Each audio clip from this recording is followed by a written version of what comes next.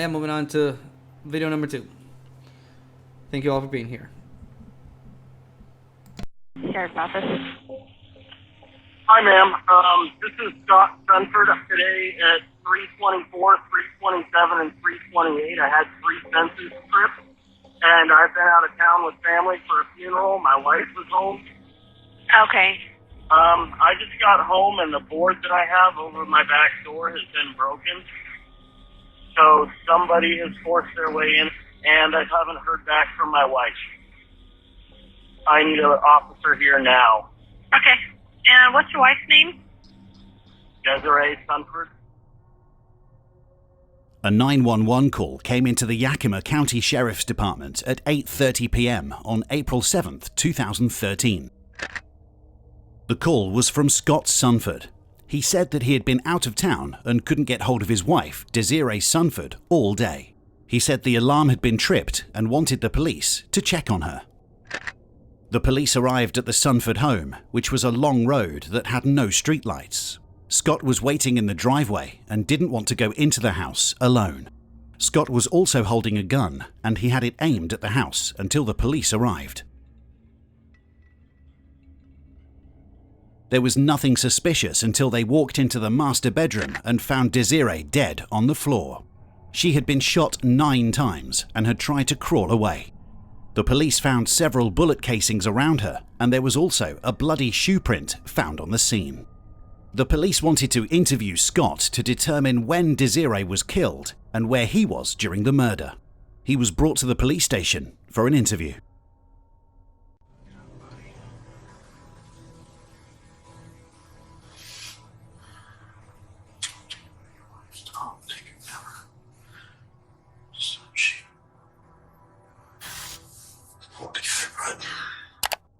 The detectives are watching and analysing Scott's behaviour from another room. His nervousness and reluctance to think about his wife who had just been murdered suggest there may be a level of guilt that Scott is feeling at this very moment, which is ultimately raising alarm bells to the investigators that are monitoring him through the cameras. Are you going to keep talking to me now about what happened out at your house? Of course. Okay. As much as I can. I mean, I can't help you too much. I wasn't there, but... Well, I wasn't either, and I just got here, so that's where I'm asking you to jump in and help me fill in the blanks as far as what led us out there. Scott. Yeah, definitely with that footprint, that is a very crucial part of evidence. But I don't know. That was a little weird there with this person, like talking to himself. He said, "Stop shaking and get it together, bud." I mean, I don't know. I guess it's not really indicating anything at this moment, but I don't know. I just found it a little weird. Moving on, but pretty tragic that they found her with shot 9 times. That's crazy. And up until this point, we know the husband was out of town on a funeral.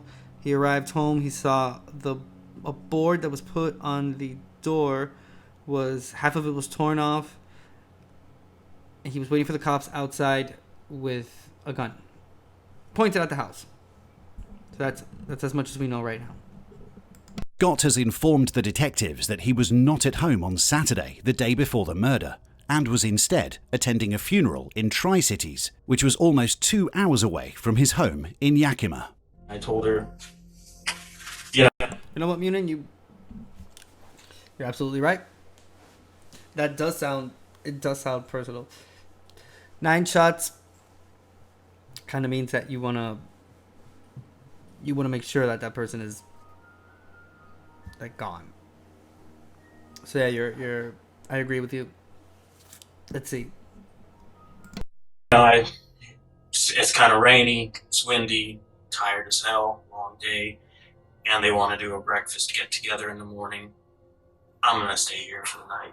Did she indicate that anything was wrong or everything seemed okay? No, it was fine. Yeah, it was just a quick, hi, yeah, looks like I'm gonna stay. It's going kind of long. Love you. talk to you soon. See you tomorrow. You know. You mentioned that you got a bunch of alarm hits through your phone at like 3 in the morning. All along the drive home, I just kept calling her randomly, trying to get a hold of her. My stomach was churning. I was shaking. I had convinced myself by that point something had to be wrong. Okay, and so why not go in the house and check things out and make sure she's okay? Because I was afraid.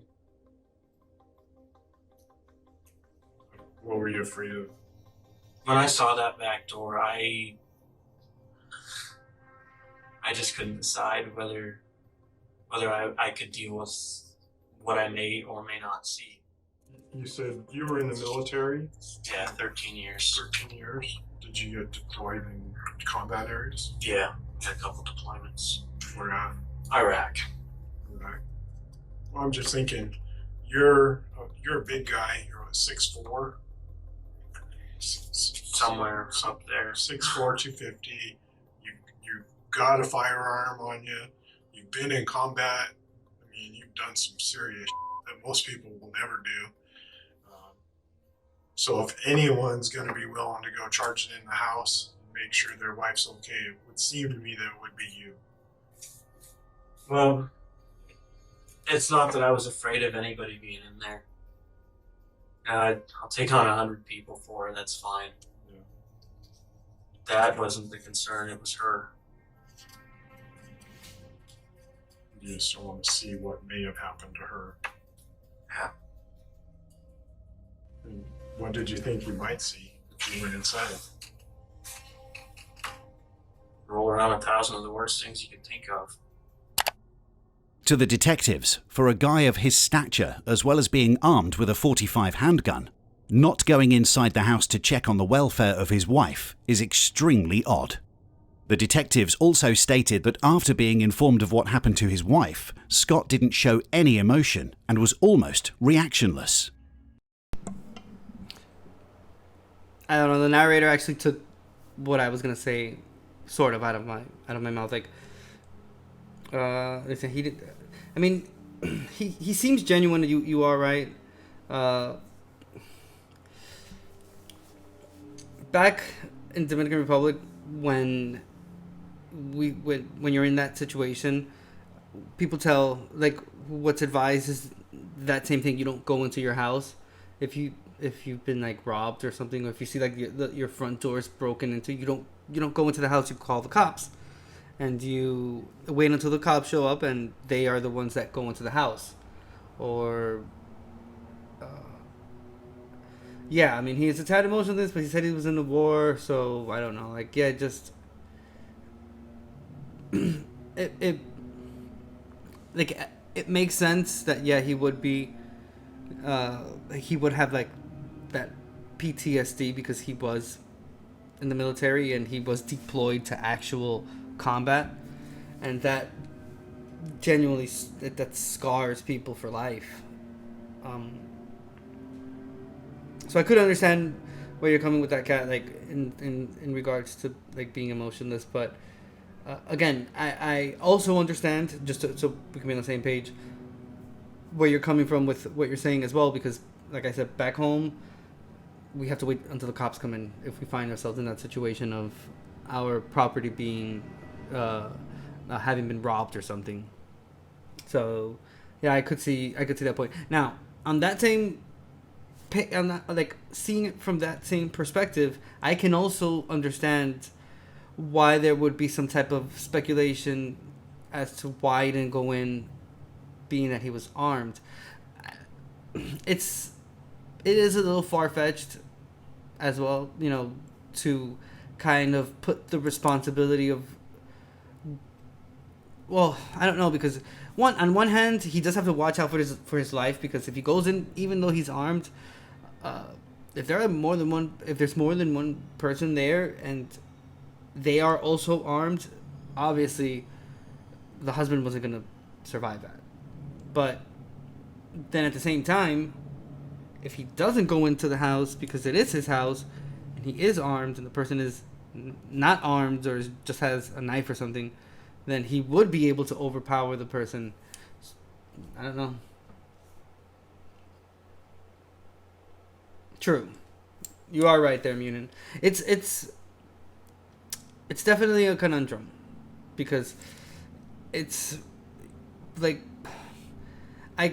my moral side sees it one way, but like the action, like I don't know, like the investigative side of me questions why wouldn't you go into the house? But then at the same time, like, yeah, I don't know. I wouldn't go in even if I was ripped as fuck. I mean, it's a very difficult situation. Like,